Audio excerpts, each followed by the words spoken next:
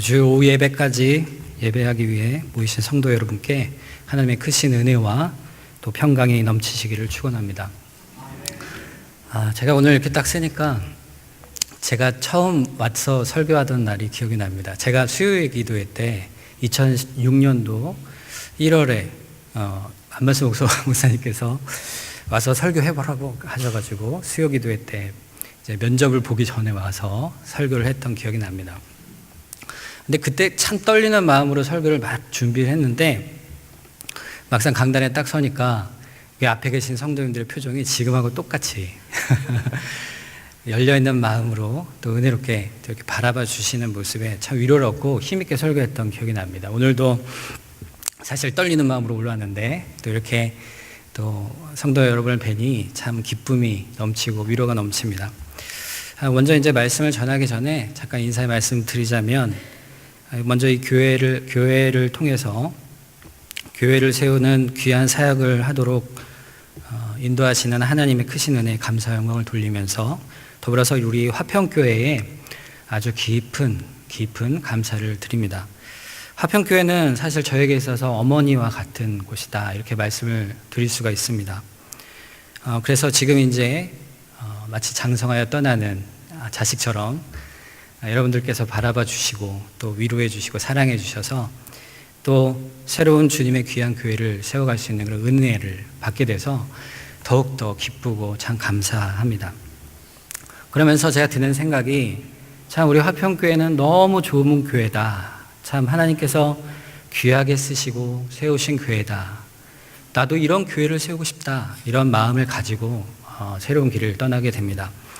우선은 감사드리고 싶은 것은 우리 사랑하는 원로 목사님께서 저를 거두어 주셔서 참 귀하게 쓰임받을 수 있는 은혜를 받아서 너무 감사하고, 또 김병훈 목사님과 또 이광태 담임 목사님을 통해서 사용될 수 있는 은혜를 주셔서 참 깊은 감사를 드리며, 또 무엇보다 사랑하는 우리 교우 여러분들께서 기도로 또 위로로 항상 사랑으로 베풀어 주신 그 귀한 성도의 교제가 얼마나 기쁘고 감사한지 모르겠습니다.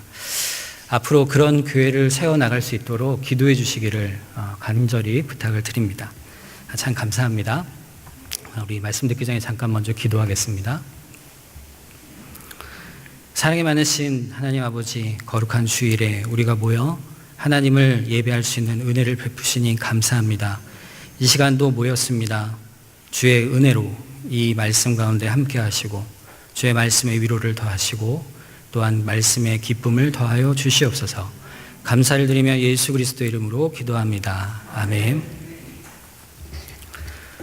야곱이 야복강가에 홀로 서 있습니다. 이 강을 건너가면 이제 형 에서를 만나게 될 것입니다.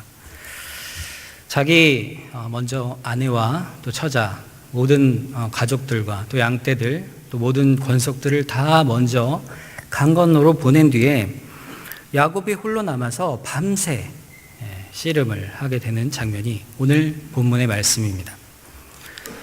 야곱이 그 남아있을 당시에 어떤 상태였을까요? 굉장한 두려움에 사로잡혀 있었습니다. 종들을 먼저 보내 에서의 마음을 들어보니 400명의 권속들을 데리고 오고 있다는 소식이 얼마나 그의 두려움을 자극했는지, 더 이상 그가 가만히 있을 수 없는 그런 상태 속에 놓여있게 되어 있습니다.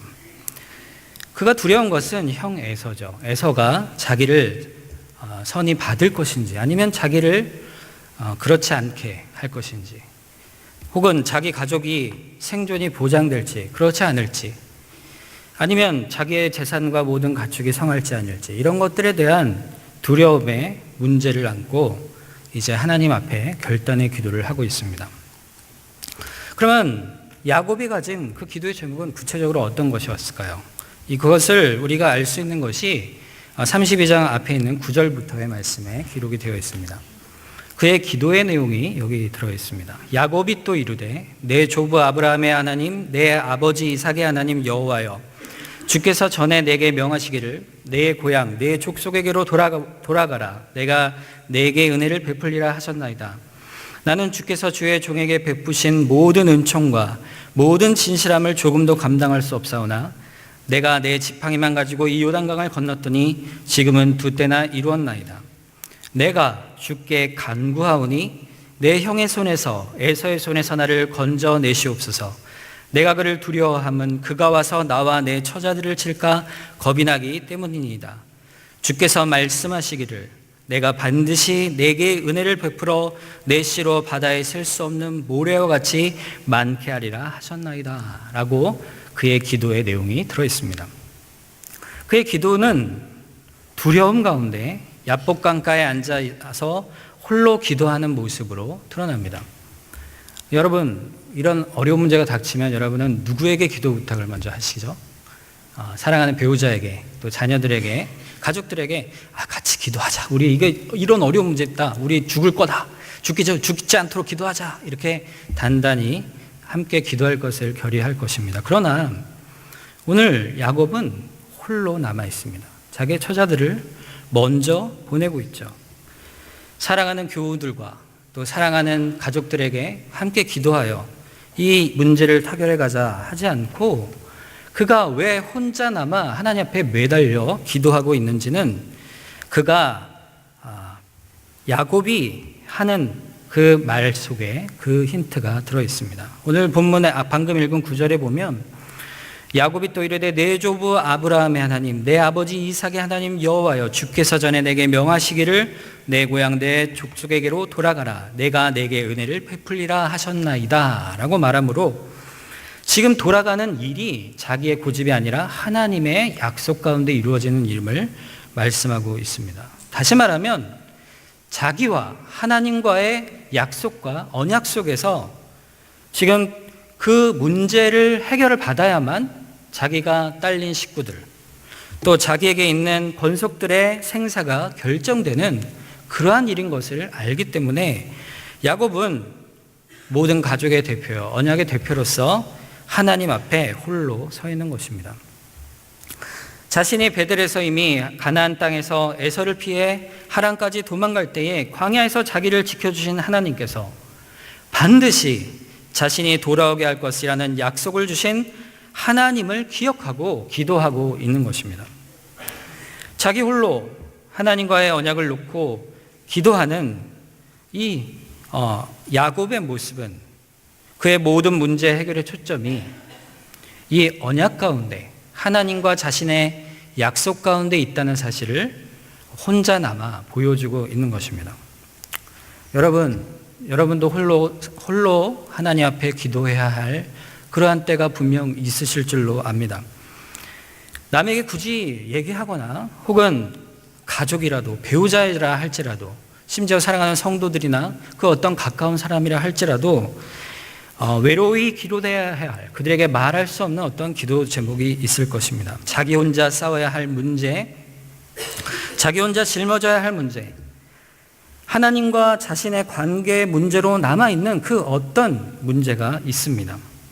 야곱이 혼자 남아있는 것이 이 상황의 모든 일이 하나님과 자신의 관계의 문제인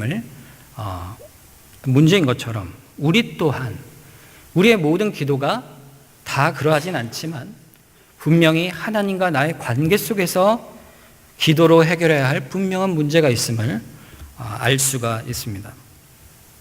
자기 혼자 하나님 앞에 골방에서 기도로 매달려야 하는 그러한 문제인 것이죠. 하나님과의 관계를 자기가 스스로 해결하지 못하면 다른 문제가 결코 해결될 수 없는 어쩔 수 없는 그런 문제가 있습니다. 우리가 신앙생활을 하면서 어떤 닥치는 이러한 아주 급박한 문제 혹은 중요한 문제가 야곱에게 지금 있는 것입니다. 야곱이 홀로 남아있을 때 근데 어떤 사람이 등장을 합니다. 어떤 사람을 만나죠. 이 어떤 사람이 야곱과 날이 새도록 씨름을 합니다. 한마디로 이제 레슬링 같은 걸 하는 거죠. 레슬링 하고 있는데 얼핏 보면 이것은 뭐 환상이 아니냐 이렇게 말도 합니다만 실제로 야곱의 허벅지 관절이 위골된 이 사건을 볼 때 실제 사건임을 우리가 알 수가 있습니다. 씨름을 해보셨습니까, 여러분? 여기 여자분들은 씨름을 해보신 분이 거의 없으실 것 같은데, 남자분들은 어렸을 때라도 친구랑 씨름도 해보고 주먹 다짐도 해보고, 저는 이제 좀 소심해서 싸움을 잘 안 했지만 구경은 많이 했습니다. 근데 구경을 해보니까 싸움은요, 보통 사람은 오래 못 하더라고요. 보통 하면 몇 분 하실 것 같아요? 제가 보니까 2, 3분이에요. 2, 3분. 싸울 때 2, 3분 지나면요, 다 거리면서 서로 여자들은 이렇게 머리를 잡는다고 하는데 저는 본 적이 없어가지고, 어쨌든 남자들은 그렇습니다. 자, 보통 사람은 단 3분도 견디기 어려운 이 싸움이 지금 밤새도록 야곱에게 있습니다. 어떤 사람과 씨름을 하는데 얼마나 격렬히 밤새도록 했는지, 그가 한 씨름은 우리가 사람이 상상할 수 없을 만큼 강한 그러한 씨름이었습니다. 그것은 야곱의 상황이 얼만큼 절박한가를 그대로 보여주는 그러한 장면입니다. 야곱은 자기 힘으로 싸우는 것이 아닙니다. 지금 그가 자기 힘으로 감당하지 못하고 상황의 절박함이 어떻게든지 감당해야 될 싸움이기 때문에 처절하게 싸워나가고 있습니다. 그런데 재밌는 것은 이 싸움을 시작한 것은 야곱이 아닙니다. 성경을 잘 보시면 24절에 어떤 사람이 날이 새도록 야곱과 씨름했다고 되어 있습니다. 그가 싸움을 시작했다라는 것이죠. 결국에 그 사람이 어떤 이유에서인가 야곱과 씨름을 시작하고 밤이 새도록 그와 엉켜 힘을 겨루었던 것입니다. 그럼 도대체 이 사람은 누구일까요? 왜 이 사람은 그 순간에, 야곱이 절실히 기도하는 그 순간에 나타나 야곱과 함께 밤새도록 씨름을 하고 있는 것일까요? 그것을 알려면 호세아서의 말씀을 보면 그 내용을 알 수가 있습니다. 호세아서 12장 3절과 4절에 보면 야곱은 모태에서 그의 형의 발 뒤꿈치를 잡았고 또 힘으로는 하나님과 겨루되 천사와 겨루어 이기고 울며 그에게 간구하였으며 하나님은 베델에서 그를 만나셨고 거기에서 우리에게 말씀하셨나이다. 호세아가, 즉 야곱의 후손이죠. 호세아가 야곱을 되새겨 그의 삶을 돌아볼 때에 야곱의 싸움을 이렇게 말씀하고 있습니다. 겨룬 사람이 몇 분이죠? 네, 첫째는 하나님이고 둘째는 천사가 겨루었다, 이렇게 되어 있죠. 그럼 도대체 이 사람, 실제로 야곱과 겨룬 이 사람은 어떤 사람입니까? 한 사람입니까? 두 사람입니까? 한 사람이죠. 그러면 이 사람은 어떤 사람일까요? 하나님과 천사와 겨루었다라는 이 호세아서의 말씀은 이 두 사람이 결국 야곱과 씨름한 이 한 사람을 의미하는 것임을 말씀합니다. 천사란 성경에서 하나님의 사자를 의미하죠. 성경에서 여호와의 사자는 곧 이 경우에 있어서 앞으로 오실 메시아이신 그리스도이십니다. 메시아라고 봐야 성경의 주석이 합당한 것이죠. 그분이 곧 하나님이시기 때문입니다. 하나님의 사자이시며 하나님이신 그분, 메시아이신 그리스도께서 여호와의 사자로서 야곱에게 나타나 그 얼굴빛을 비추어 주고 계신 것입니다. 그분이 바로 야곱과 씨름의 사건에 나온 신비한 사람의 정체입니다. 그러면 그리스도께서 오신 이유가 있겠죠. 얼마나 붙들었는지, 야곱이 이분을 얼마나 붙들었는지에 대해 오늘 본문 24절에 이렇게 되어 있습니다. 날이 새도록 씨름을 했다. 씨름의 격렬함과 끈질김을 이야기하는 것입니다. 이렇게 씨름을 한다라는 것은 사실 자기 힘으로는 불가능하다 말씀을 드렸습니다. 그렇게 할 수 있는 것은 그 마음에 참으로 절박하여 반드시 놓지 않겠다고 하나님을 끝까지 붙잡는 그러한 마음에서 야곱이 밤새도록 그를 붙잡아 둔 것이죠. 25절에 보면 그 사람이 야곱을 이기지 못함을 보고 그가 야곱의 허벅지 관절을 치매 야곱의 허벅지 관절이 그 사람과 씨름할 때 어긋났다라고 말씀하고 있습니다. 쳤다라고 되어 있는데요. 사실은 원어적 의미로 보면은 손을 갖다 댔다, 터치했다 이렇게 되어 있습니다. 그러므로 내려쳤다라고 번역이 되어 있지만 두 가지 의미를 다 담고 있죠. 그런데 실제로 야곱을 이분이 힘으로 못 이길 뿐이시겠습니까? 그렇지 않죠. 넉넉히 이기고도 남을 뿐이십니다. 그런데 야곱이 이겼다라는 것은 어떤 의미를 가지겠습니까? 야곱이 집요하게 끝까지 붙들고 놓지 않았다는 것입니다. 이렇게 띄워놓고 눕혀놓으면 다시 일어나 다리를 붙잡고, 발로 차 밀어내면 다시 저쪽 다리를 붙잡고, 옷자락을 붙잡아 끝까지 메어 달리는 그의 모양을 보게 됩니다. 절대로 그대로 보내지 않겠다라는 결의를 보이고 있는 것이죠. 내가 당신을 그대로 놓아줄 수가 없습니다. 죽기 살기로 그에게 붙어 있는 것입니다. 그러니까 여기서 야곱을 이기지 못함을 보고라는 말은 실제로 야곱이 더 능히 있어서 이겼다는 말이 아니고 죽기 살기로 매달려서 결국은 떼어내지를 못할 지경이 되었다는 것을 말하는 것입니다. 왜 야곱이 그렇게까지 그에게 매달렸을까요?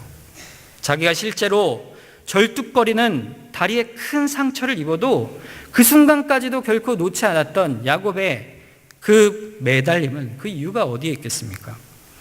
야곱에게는 그것 외에는 도저히 살 길이 없었기 때문입니다.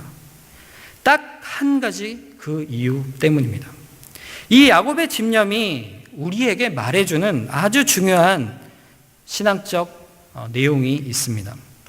그것은 우리가 하나님 앞에 구하는 것이 절실하면 어떤 다른 방법이 있을 수가 없다라는 것입니다. 이 야곱의 실존적인 상황은 야곱이 신앙이 없는 상태에서 있었던 것이 아니고 매우 신앙적인 상태에서 일어났던 사건입니다. 자신이 이미 소식을 듣고 에서가 내 처와 나와 모두 다 칠까봐 겁이 납니다 라고 이 실제적 위기 속에서 하나님의 약속 하나만을 바라보고 매달리고 있는 것입니다. 하나님께서 약속을 반드시 지킬지니 두려워하지 마라, 내가 너와 함께 있겠다라는 분명한 확신과 대답을 주실 때까지, 그 대답을 받을 때까지 절대로 하나님을 놓지 않겠다고 매달리고 있는 것입니다. 오늘 이 본문을 돌아보면서 저의 기도도 한번 돌아보았습니다. 내가 이렇게 절실히 기도할 제목이 있었는가? 몇 번 있었던 것 같아요. 그런데 그 외에는 평소에는 어떠한가? 돌아보면 그렇지 않죠. 기도할 때에 기도하고 그저 평안히 기도하고 매어 달리기보다는 그저 내 기도할 말만 하나님께 늘어놓을 때가 더 많았습니다.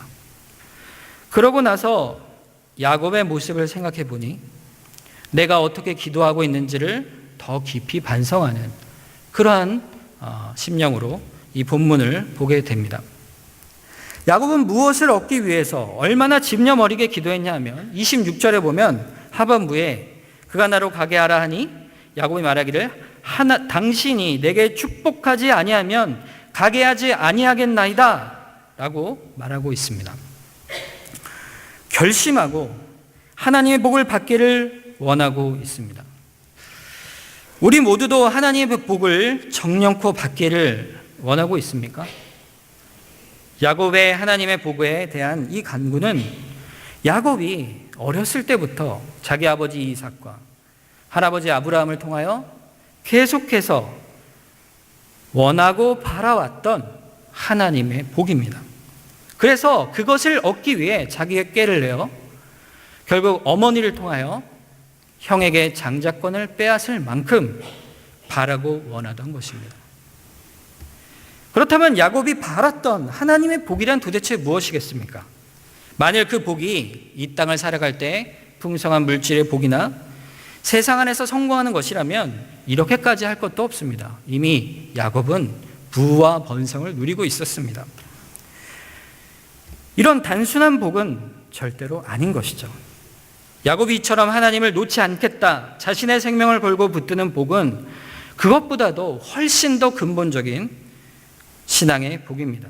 그것은 바로 하나님으로부터 인정을 받고 하나님을 자신의 안에 새겨두어 하나님이 자신의 인생을 이끌어 주시며 보호하셔서 자신을 자신의 상급으로 계시는 것임을 말하고 있습니다. 우리가 지난번에 살펴본 시편 1편의 6절에는 복 있는 사람이 누구냐 할 때 여호와께서 인정하시는 자다라고 말씀하고 있는 것과 같은 의미입니다. 야곱은 지금 처자와 자신의 생명을 놓고 기도하지만 사실은 이것은 가나안 땅으로 돌아가 이삭의 복을 이어받아 또 할아버지 아브라함의 복을 이어받아 하나님께서 약속하신 그 언약의 축복의 테두리 안에서 일어나는 훨씬 더 근본적인 그러한 사건임을 알 수가 있습니다. 우리도 사는 동안에 주를 믿고 의지할 때 우리의 신앙의 모양, 우리의 믿음의 열심과 또 그 방향이 이 모든 것이 어디서부터 오는지를 잘 살펴보아야만 합니다. 내가 구할 것을 손에 쥐게 되면 적당한 것이 만족하면 그러면 내가 하나님의 열심이 없어지고 있지 않은지 스스로를 돌아봐야 합니다. 자신의 신앙적 열심들의 이유가 어디에 있는가를 살피는 것이죠. 정령코 그런 자신의 믿음의 모양들을 살펴볼 필요가 있습니다. 이런 말을 들으면 어떤 분들은 이렇게 생각을 할 수 있습니다. 야곱이 하나님 앞에 결사적으로 매달린 것이 자기 처자와 생존을 위해 기도한 것이지 하나님께 인정받고 하나님 자체를 복으로 생각했다는 것은 너무 과장된 해석이 아닙니까? 라고 물을 수 있을 것입니다. 사실 오늘 성경의 사건을 보면 그렇게까지 생각할 만한 그러한 내용의 실마리가 없는 것처럼 보입니다. 그런데 하나님이 당신에게 축복하지 아니하면 내가 결코 당신을 놓지 않겠습니다 라고 말했을 때 이어서 해주신 그 복의 내용을 보게 되면 야곱의 간구와 하나님이 해주신 응답 또 그 이후에 나오는 야곱의 만족이 야곱이 구한 복이 무엇인지를 더 잘 나타내 보이고 있음을 볼 수가 있습니다. 그분이 묻죠. 너의 이름이 무엇이냐? 그러자 27절에 야곱입니다 라고 대답을 합니다. 그러자 28절에 주신 축복의 내용이 이렇게 나오게 됩니다. 그가 이르되 내 이름을 이제는 야곱이라 부를 것이 아니요 이스라엘이라 부를 것이니 이는 네가 하나님과 및 사람들과 겨루어 이겼음이라. 얼핏 들으면 마치 수수께끼 같은 그러한 말씀이라 하지 않을 수 없습니다. 이름을 바꾼 것이 무슨 축복입니까? 여기에서 야곱을 향한 아주 중요한 하나님의 구원의 복이 담겨 있습니다. 야곱은 이 말로 인해서 이제 죽어도 어찌돼도 상관없다 할 만큼 큰 은혜를 받고 결국에 야복강을 건너 에서에게 나아갑니다. 그러므로 야곱의 이름을 이스라엘로 계명한 이 사건은 단순한 뜻이 결코 아닙니다. 야곱의 이름의 뜻을 생각해 보면 그 뜻이 무엇입니까? 형의 발 뒤꿈치를 붙잡고 나왔기 때문에 발 뒤꿈치를 잡은 자라는 뜻입니다. 그 뜻은 야곱이 에서와의 관계에서 이삭을 속여왔고 라반의 삼촌의 집에서 행하였던 그의 행태들과 야곱이 살아가면서 행했던 모든 자신의 꾀와 지혜와 욕심을 따라 남을 속이면서 살아왔던 그의 인생의 모습을 담아내는 이름인 것입니다. 야곱이 바로 그런 사람이었죠. 그런데 이런 야곱을 가리켜서 자신의 꾀와 능으로 살던 그 야곱이 이스라엘이라는 이름으로 하나님께서 이름을 바꾸신 것은 그가 완전히 새로운 사람으로 바뀌어져 신앙의 여정 속에서 하나님께로 완전히 돌아서는 그러한 장면이라 할 수가 있습니다. 베델에서 하나님을 만난 그의 사건은 야곱의 변화의 기초를 마련하였다면 돌아올 때 오늘 분이엘의 이 사건은 야곱의 근본을 바꾸는 중요한 사건이라 할 수 있는 것이죠. 야곱이 이름을 이스라엘로 바꾸어 주신 것은 그 이스라엘의 이름에 깊은 뜻이 있다는 것을 말합니다. 그 의미가 무엇입니까?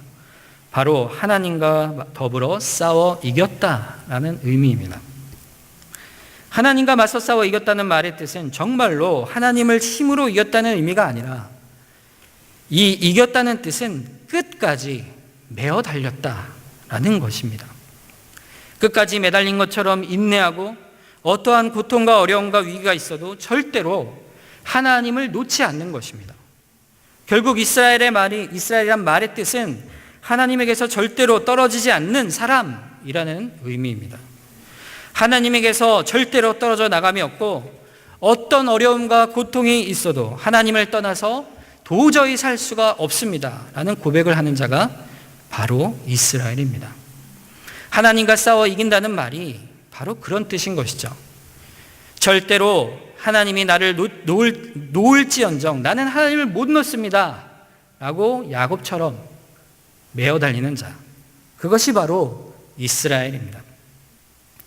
하나님께서 너는 야곱이 아니요 이스라엘이라고 하셨을 때는 이제는 너의 힘이요 너의 꾀요 남을 속이며 발 뒤꿈치를 잡은 자처럼 살았던 인생의 야곱의 삶의 모습이 이제는 하나님 외에는 내가 소망이 없습니다, 절대로 하나님 못 놓습니다 라는 사람으로 바뀌어 있는 것이죠. 이것이 바로 그가 주시는 축복입니다.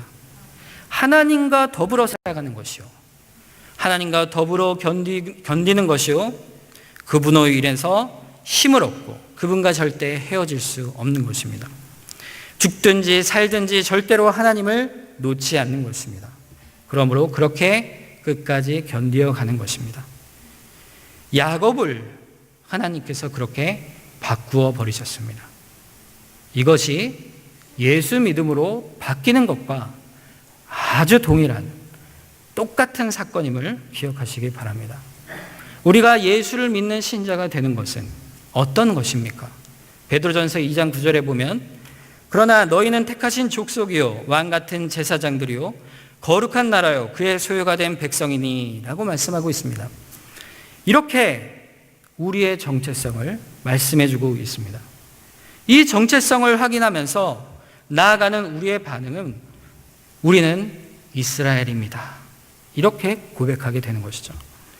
우리는 하나님과 떨어져서는 살 수가 없습니다, 고백하는 것입니다. 우리가 어떨 때는 시험에 듭니다. 그리고 어떨 때는 복을 구할 때도 있습니다. 열심히 있다가도 마음에 시험이 들어 다 놓고 싶을 때도 있습니다. 그러나 그 근본에 있어서 하나님을 떠날 수 있다, 그럴 수 없습니다. 그러면 이스라엘이 아닌 것입니다. 명목상 이스라엘 뿐이지 참 이스라엘은 근본에 있어서 하나님이 우리에게 주신 새로운 생명력을 가지고 있기 때문에 하나님께 나아가지 못할 때는 참으로 힘들고 답답하고 괴롭습니다. 그러나 하나님 앞에 나아갈 때는 그 영이 살아나 기뻐하게 되는 것이죠. 세상의 만족이 그것을 대신할 수 없다는 걸 아는 사람이 바로 이스라엘입니다. 야곱이 자신과 씨름한 그 사람에게 묻습니다. 29절에 야곱이 청하여 이르되 당신의 이름을 알려주소서. 그러자 대답하기를 그 사람이 이르되 어찌하여 내 이름을 묻느냐, 안 가르쳐 주겠다는 것이 아니고 이미 네가 알지 않느냐, 이런 뜻입니다. 네가 어찌하여 나의 이름을 묻느냐, 네가 이미 알지 않느냐 라고 말씀하시는 것이죠. 그의 이름이 무엇입니까? 여호와 하나님이십니다. 여러분, 하나님을 못 만나셨습니까? 저는 예전에 하나님을 만나려고 부단하게 애를 썼는데 막 방언기도도 하고 싶어가지고 방언기도도 열심히 해보려고 하고 했는데 예수를 믿고 신앙생활을 하면서 하나님을 못 만났다라는 일은 있을 수가 없습니다. 하나님 만나주세요. 주님 뭐라 말씀해 주세요.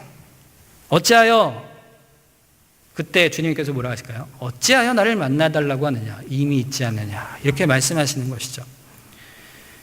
이것을 가장 잘, 하나님의 마음을 가장 잘 나타내 보이시는 축복의 말씀이 아론이 이스라엘 자손을 향해 축복하던 제사장의 축복 속에 있습니다. 민수기 6장 24절부터 27절 말씀을 보면 함께 읽으면 좋겠네요. 같이 한번 읽겠습니다. 여호와는 내게 복을 주시고 너를 지키시기를 원하며 여호와는 그의 얼굴을 내게 비추사 은혜 베푸시기를 원하며 여호와는 그 얼굴을 내게로 향하여 드사 평강 주시기를 원하노라 할지니라 하라. 그들은 이같이 내 이름으로 이스라엘 자손에게 축복할지니 내가 그들에게 복을 주리라. 참된 복이 여기에 있습니다. 우리가 그리스도 안에서 은혜와 평강을 누리면서 주께서 우리를 향하여 얼굴을 향하여 드십니다. 그것은 주께서 우리를 그냥 지켜보고 계시다는 말이 아니라 우리를 깊이 사랑하셔서 관심 있게 본다는 말씀입니다. 마치 우리가 어린 자녀를 눈 한순간 떼지 않는 것처럼 주께서 우리를 향해 지키시고 은혜를 베푸시고 평강을 주시기를 원하시는 것입니다. 그러므로 하나님을 봐야 믿겠다라고 하는 것은 참으로 어리석은 말인 것이죠. 말씀을 읽고 그리스도의 복음을 깨달아 그 안에서 이미 주와 동행하며 대면하는 교제를 우리는 누리고 있습니다.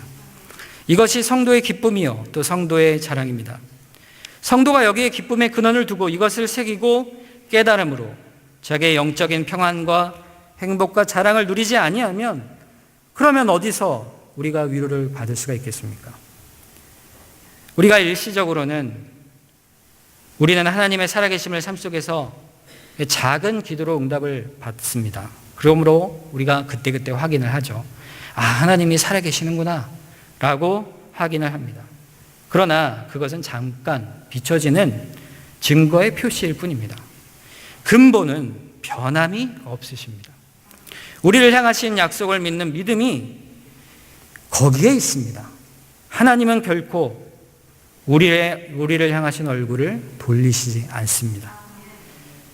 이것이 이스라엘의 누리는 언약의 축복입니다. 하나님을 절대로 놓을 수 없습니다. 끝까지 내 영혼이 주의 낙원에 이르러 하나님과 더불어 동행하는 그때까지 결단코 주님을 손에서 놓을 수 없습니다. 어떤 절망의 상황에서도 그것으로 나아가는 것이 바로 신자의 믿음입니다. 어떤 어려움이 있어도 하나님을 안 놓는 것이죠. 그렇다면 하나님을 절대로 놓지 않는다는 것은 어떤 것일까요? 어떻게 하면 놓지 않는 것일까요?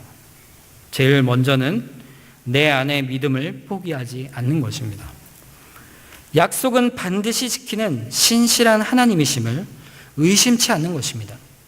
주께서 눈동자처럼 나를 지키시며 성도의 가는 길을 보호하시고 합력하여 선을 이루실 것을 믿어 의심치 않으며 그 얼굴을 우리에게 향하여 변치 않으시는 하나님이심을 믿어 의심치 않는 것입니다. 하나님은 졸지도 아니하시고 주무시지도 않으신 그러한 하나님이심을 믿는 것이죠. 그렇다면 이러한 확신을 어떻게 얻을 수가 있을까요?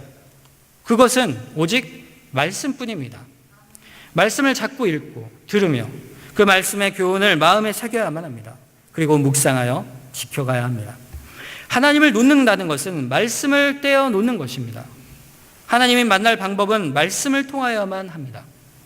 성경을 다 덮어버리고 산에 올라가서 금식 기도를 하면 하나님이 만나 주실 것 같으십니까? 그렇지 않습니다. 성령께서 말씀을 통하여서 우리를 만나 주시기 때문입니다. 그러니까 우리는 말씀을 끝까지 놓지 말아야 합니다. 그것이 바로 하나님을 놓지 않는 것이죠. 마지막으로 기도해야 합니다. 기도로 주 앞에 나아가야 합니다.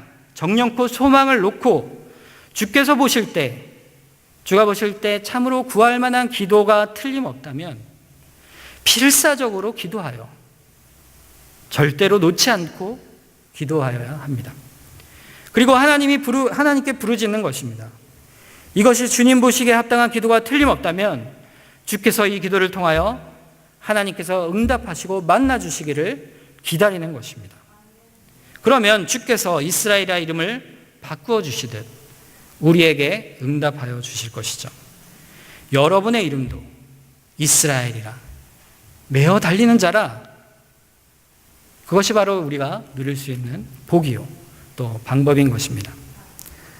여러분, 결론을 맺겠습니다. 오늘 씨름에서 누가 이겼다고 되어 있습니까? 야곱이 이겼다고 말씀하고 있습니다. 야곱이 어떻게 이겼습니까? 야곱이 하나님을 끝까지 붙들고 승리한 것은 야곱이 강하기 때문이 아닙니다. 가장 어려울 때, 가장 연약할 때였습니다. 약할 때 강함 되시는 그리스도이십니다. 내가 약할 때 그리스도의 능력이 온전히 강하게 드러납니다. 바로 이 말씀이 그대로 드러나게 된 것이죠. 약할 때 하나님의 능력이 우리를 통해 하나님의 나라를 통해 나타나게 됩니다. 약할 때 우리가 하나님을 붙들게 되어집니다. 그래서 승리가 있는 것이죠. 내가 강해서가 아닙니다. 이 고백을 사도 바울이 동일한 고백을 합니다. 고린도후서 12장 9절에서 10절에 보면 나에게 이르시기를 내 은혜가 네게 족하도다. 이는 내 능력이 약한 데서 온전하여 짐이라 하신지라. 그러므로 도리어 크게 기뻐함으로 나의 여러 약한 것들에 대하여 자랑하리니 이는 그리스도의 능력이 내게 머물게 하려 함이라. 그러므로 내가 그리스도를 위하여 약한 것들과 능력과 궁핍과 박해와 공고를 기뻐하노니 이는 내가 약한 그때에 강함이라. 결국 하나님께서 승리하신 것입니다. 하나님은 우리의 약함을 통해 능력을 나타내 보이셔서 하나님의 뜻을 우리를 통해 이루어 가십니다. 하나님을 결코 놓지 않겠다고 매어 달리는 야곱, 우리가 하나님을 끝까지 놓지 않겠습니다 하고 매어 달리는 그 기도 속에 하나님께서는 승리하시고 응답하시는 것입니다. 주의 뜻이 우리를 통해 이루어지기 위해 우리는 주 앞에 그러므로 매어 달리는 것입니다. 고난을, 환난을 두려워할 것이 없습니다. 성도의 두려움은 고통에 있지 않습니다. 죄악에 있습니다. 죄악을 두려워하는 것, 죄악에서 벗어나기를 애쓰는 것, 성도가 싸워야 할 대상은 여기에 있습니다. 성도가 싸워야 할 이 죄를 싸워 나갈 때 우리는 어디에 매달려야 합니까? 어떤 상황이든지 주를 향하여 죄와 싸우며 고난 속에 주를 붙들고 놓지 아니하며 주께서 얼굴을 비추어 주실 것이요 우리를 향하여 얼굴을 들어 주실 것입니다. 이 말씀을 기억하시고 우리 화평교회 모든 성도 여러분들이 하나님만을 의지하시고 또 그 가운데 살아가셔 또 승리하시는 이스라엘, 참 이스라엘 되신 여러분 되시기를 주님의 이름으로 축원합니다. 잠깐 기도하겠습니다. 사랑이 많으신 하나님 아버지, 우리를 화평교회에 불러주셔서 참 이스라엘로 우리를 삼아주시니 감사합니다. 그 가운데 우리가 주님 앞에 메어 달려 살아가기를 결단하는 시간이 되게 하여 주시고 끝까지 주님을 의지하며 달려나갈 때 하나님께서 주시는 참 복을 누리는 우리 화평교회 모두가 되게 도와주시옵소서. 감사를 드리며 예수 그리스도의 이름으로 기도합니다. 아멘.